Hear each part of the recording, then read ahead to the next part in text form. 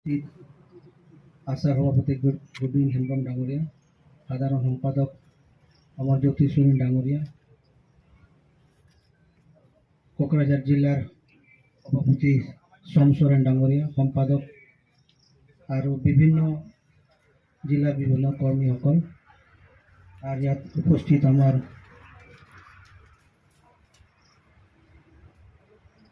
Founder সভাপতি জেছলিন লাকৰাৰ পত্নী তথা তিৰু ডাঙৰীয়া আৰু উপস্থিত সকলো ভাই বন্ধুসকল, আপোনালোক সকলোকে ধন্যবাদ জ্ঞাপন কৰিছোঁ আৰু জোহাৰ জনাইছোঁ। আজি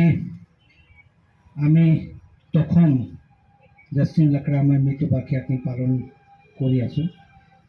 আৰু এই পালন কৰাৰ কিছু উদ্দেশ্য আমি জানো যে তেওঁৰ যিটো নীতি আৰু আদৰ্শ আছিল, আইডিঅ'লজি আছিল,